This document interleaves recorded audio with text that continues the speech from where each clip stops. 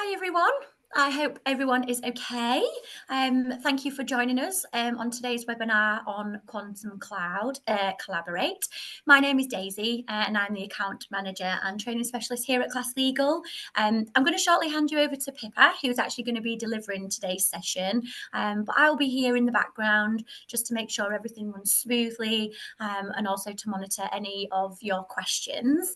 If you do have any questions, please feel free to leave them in the Q&A box just at the bottom of your screen, and we'll go through as many of them as we can at the end of the webinar. Any questions that we don't get time to follow to go through, we will follow up with them after the session. The session has actually also been recorded and that will be sent out to everybody by tomorrow afternoon. But that's everything from me for now. So I'm going to hand you over to Pippa, who will get the webinar started for you. Okay, Thank you very much. No problem. Thank you. So my name is Pippa and I do customer training and engagement here at Class Legal. And I just wanted to go through Quantum Collaborate a little bit more in depth with you. And yeah, let's get started. So I'm just going to turn off my camera while I share my screen. There we go. So hopefully you can all see my screen here. Right. So Quantum Collaborate is found in the Tools section, which is just over here next to your name. When you click the Tools, Quantum Collaborate will be at the very bottom of the list. Once you get into Quantum Collaborate, all you need to do to add a collaborator is pop in their name and email address. You can then choose one of these three scopes at the bottom. These scopes dictate what the collaborator can see and whether or not they have access to the PDF documents within the case. So, for example, a client wouldn't need to see as much as a barrister or other side solicitor would need to see. With documents means they would be able to see the PDF documents, and without would mean they wouldn't have access to the PDF documents. When you click Create Collaborator, the client will receive an email just like you did when you first set up Quantum, and it will have their email address and a temporary password. The temporary password will expire after 48 hours, so they need to be quite prompt with logging in. If they do miss this 48-hour window, it's not a problem because you'll be able to click this Resend Invitation button and it will resend them that email with another temporary password included. Once the temporary password has been used, this button will no longer be clickable and you'll know that the client has gotten into Quantum Cloud. So once the client's been set up, you can then go about sending over some forms. So if we just scroll to the bottom of the Collaborate dashboard, we can see that the form section is here. So we just click Select Forms. And for the purpose of this webinar, we're just going to send across the Form E. But you have this whole selection of forms that you can send over to your clients. All we need to do once we've selected the form is click Save Form Selection. There we go. If we scroll down, I'm just going to quickly update this because I forgot to do that prior to this webinar. But now that we've selected the form to send over to the client, we can now see that the status has updated to with collaborator. So we know that this form has been sent over to them. The client will receive an email notification saying that the solicitor has shared the specific form, prompting them to log into Quantum Cloud. We would recommend that when you've sent over a form to the client for you to not then work on it on your solicitor side. This is because the changes in Quantum aren't live. So Quantum compares your master copy, which you can find on this left-hand side, with the copy that you sent to the client at that specific time. So any changes you make while the client's got that form will flag up as a difference. So we do recommend that if the client has the Form E, that you refrain from working on it just while the client's got it, just to avoid any editing conflicts, like you both working on the same section at the same time. So now that the client's got the form, let's head over to the client side and you can see what it looks like for them. So if I just hop over here and just refresh my screen, this is the client side of Quantum. As you can see, it looks very similar, but there's a few less things. The client doesn't need to see all the same things that you do as a solicitor, so we've taken it out of the equation so that it's just so much easier for the client to navigate. As the client, we'll start by working our way through the case information at the top. I'll just make a few changes so that you can see what it looks like from the solicitor side when you come to reviewing the changes that the client has made. So first, I'm going to go into your details and I'm going to add a middle name here. I'm then going to go into the ex-partner's details and I'm going to remove this middle name. Now that I've made those changes to the case information, I'm going to go make some changes on the form. It works the same as your side of Quantum does. You just need to click on the name of the form to open up the sections, and then you can start working through them here. As you can see, certain sections of the form have been greyed out, and this is just because the client doesn't need to fill them out. So it just gets rid of those unnecessary sections and the client can focus on what they need to do. So first, we'll go to section 3.1.1 to the income needs table. And as the client, we're going to remove this section of the insurance just by clicking this delete button. And then we're going to go to section 4. And we're going to go to section 4.3. And we're just going to put NA. Now we're going to go to section 2.2 because we've got a property valuation and we want to upload that. So we're going to go to the property section, click the property we want to upload it to, click modify, and then scroll down to the section where it asks for the property valuation. So we're going to click this button here that says drop files here or click to browse your files, and it opens up your personal document management system. You are then able to upload your PDF document. So if we upload the property valuation, here we go. You can see instantly that a virus scan starts running on the document you've uploaded. This is just an extra layer of security in Quantum, just to make sure that everything going into Quantum is as safe as it can be. Once the virus scan is complete, which might take a couple of seconds, but once the virus scan is complete, the PDF document will be uploaded to that section. Okay, we're just going to click OK. There we go. It does take a minute. It's very thorough. So once we've clicked OK and we've done everything that we need to on the form, we can send it back to the solicitor. So to do that, we just need to click this Submit Form button that's located in the top right-hand side corner next to Print or Download. Once we click Submit, we'll just get a pop-up saying that just to double check we want to submit it because we can't make any more changes, and then we click Submit. So now that it's gone back, you'll see we can't make any changes anywhere in the form. So now that it's sent back, we'll hop over to the solicitor side so I can show you what it looks like when you're receiving this information. So if I just hop back over here, oh, that's the same tab. There we go. If I click refresh, you can see quite a few changes have been made. So first, before you can access the form at the bottom, you'll see these buttons aren't clickable. We first need to go through the case information at the top, because this case information is the core details that's going to populate the rest of the forms within Quantum. So we need to make sure it's all identical. The case information has been split into different sections, so it's a lot easier for you to work through. So first, we'll just start at the top and we'll go to the Our Client section. If we don't want to look at the client changes and we just want to pull everything through, you can just click Accept All if you want to, but I would recommend clicking Compare to really have a look at those changes and see what's happened. The changes will come up in two different colours. They'll either come up in green, like here, or in red. If the changes are in green, it means that information has been added. But if the changes are in red, it means the information has been removed. So we can see that the middle name James has been added because the information is in green. And this is something that we want. So we're just going to go ahead and click Accept Changes here, Accept Changes again. And you can see that the Our Client section, the data is now identical. So we're just going to work our way through to the next one, which is the other party. Again, we're going to go to compare, and we can see that this middle name has been removed because it's in red. This isn't something we want. We want the middle name to be there. We don't want it to be removed. So we're going to ignore this change, and we're just going to go back to the Collaborate dashboard, and we can see that this change is still pulling up. So we're just going to ignore it for the time being and keep moving through. We can see that there's been a change in the files.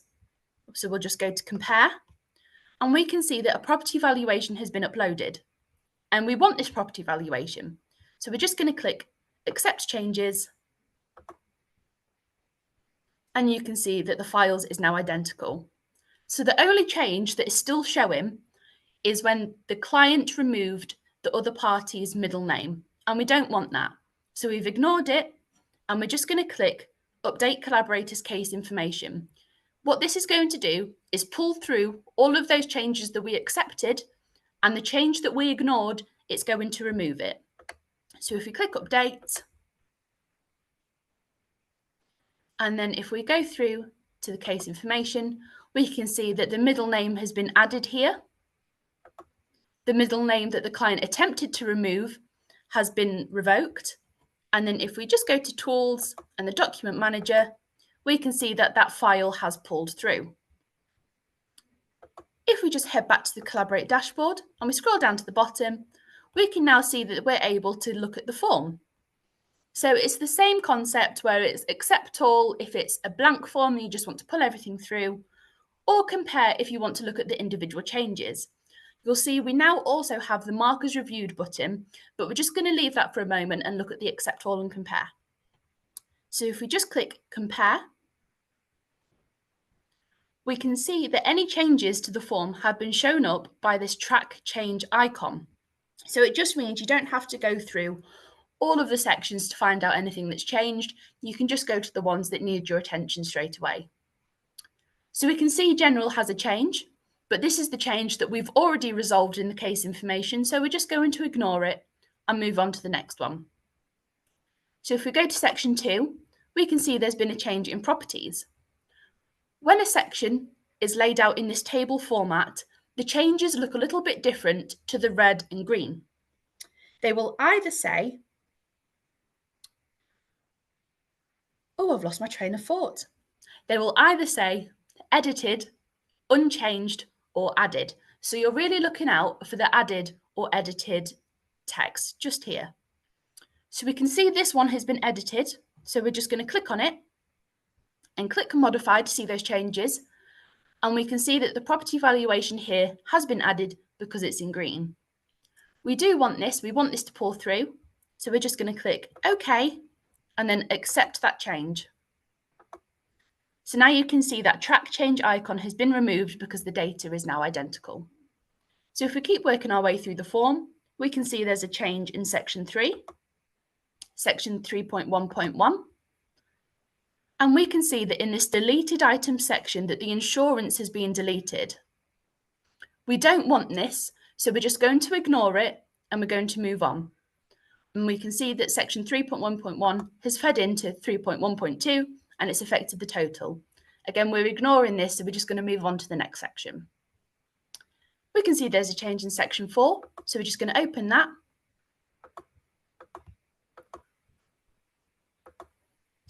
Just going to open that, go to 4.3, and we can see that NA has been added.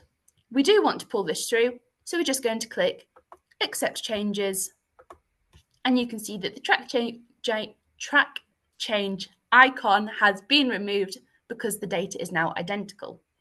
So the only changes that are now showing are the cover sheet details, which we amended earlier in the case information, and the section 3, which we don't want to pull through. So we're going to go back to the Collaborate dashboard.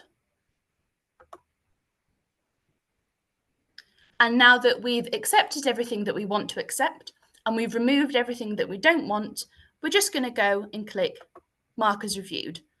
Sorry, I said removed everything. We've ignored everything that we don't want. So now that we've marked it as reviewed, if we go down to the Form E on the left-hand side, our master copy, there we go. If we go to the properties, we can see that the property valuation has pulled through.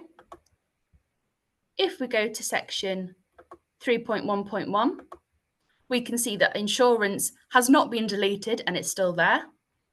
And if we go to section 4.3, we can see that that NA has been pulled through. If we just hop back to the Collaborate dashboard, now that we've accepted those changes, we can either return the form to the collaborator if you just want to send it back and get some more changes done ASAP, or if you want to work on the form yourself, we would recommend removing the form from the client so that you can work on it now. So the way to remove the form, if you just select the form and untick it, and then click Save Form Selection, the form will be removed from the client, and then you can make some changes. This is again because the changes aren't live, so Quantum will be comparing that section of the form to what you have on the left-hand side, so any additional changes you've made will just flag up as a difference. So we would recommend removing the form, working on the form, and then when you want to send it back to the client, you can just click Select Forms, select the form again, and it will send it back to the client with all of the changes that you have made. I would just like to point out that when you do click Update Collaborator's Case Information or Mark as Reviewed, any changes that you have not accepted will be removed. So we would highly recommend checking through the changes just to make sure you've pulled through everything you want before you click those buttons. So that was everything I wanted to show you when it comes to Quantum Collaborate. I'm just going to hop over to Document Manager because I just want to show you a little bit more on that before we go onto the Q&A. So as I showed you before, Document Manager is located in the Tools section in the top right-hand side corner. So you just click Tools and Document Manager is just in the middle. And this is where all the PDF documents in the case are stored. Here you can download any documents, you can upload documents, and you can delete any unnecessary ones as well. If you want to upload a document, you would just need to click this button here, and then you can choose the document you want to upload, select the document, and it will open it into the Document Manager. Just as before, a virus scan will automatically run just to make sure that this document is safe going into Quantum. And once it's complete, the document will be available. Sometimes bank statements can be encrypted, so a non-encrypted version would be needed to be uploaded into Quantum just to make sure that the software can read the document and make sure it is safe. And it is only PDF documents that can be uploaded into Quantum, so please make sure that the documents are in that format. But I know I've gone through that very, very quickly, but we would much rather keep you shorter than too long. So I'm going to go back to Daisy now and see if there's any questions that we have that need answering. Hi Pippa, lovely, thank you. Yes, so we have actually had quite a few questions come through, but we'll just go through a couple of them rather than go through them all. Say any questions that we don't go through today will be followed up on once the session has ended. As Pippa said, we would rather let you go earlier than keep you longer. Okay, so we'll start with the first question. What do I do if my client cannot get logged into Quantum? So if your client is struggling to get logged into Quantum, we would be more than happy to talk to them on your behalf. We are very responsive on email and phone, so your client would be more than happy to get in touch with us, or we can contact your client and we'd be more than happy to support them with logging in and navigating the software if they need. Any of this support would be included in the subscription price. It would be no extra cost to you, so we'd be more than happy to help your client. I would just mention that if your client does need their two-factor authentication resetting, that would be something that we would need to do, and you just need to let us know the client's email address and we can reset that 2FA for them. Lovely, thank you. Okay, the next question that we've had is, how do I know if my client has logged into their Quantum account? So if I just go back to the Collaborate dashboard, so once the client has used their temporary password, this resend invitation button will no longer be clickable. So if the client is struggling to log into Quantum and you can still click this button, it might be because their temporary password has expired and they just need a new one. So you just need to send that one over. But once they've used that temporary password and this button is no longer clickable, you know that they have logged into the system. If they are still struggling to log in at that point, it would just be a case that they would need to click the forgotten password button, and then they can reset it that way. But as I said before, if they are having any issues with logging in, we're more than happy to talk to them. Lovely. Next question. Am I able to collaborate with multiple people on one case? So each case can only have one collaborator at a time. However, when you have, so say if your client has finished with the form, you're able to remove the client and then you can add a new collaborator if you want to. So if you want to remove the client and then add the other side solicitor, you can do that as many times as needed. As well as if you want to send multiple forms, you can send as many forms back and forth, as needed. I just want to quickly point out that because you can only have one collaborator per case, so the collaborate keys are on a firm level. So the amount of keys you get is based on how many users you've got as a firm and that kind of thing. And you can see how many you've got remaining here. So if you do remove your collaborator, you'll see this remaining capacity go up, and that means you've got that amount of cases left to have a collaborator on them. I just wanted to quickly mention that. That's okay. Okay. The next one will. What happens if I send the wrong form to my client?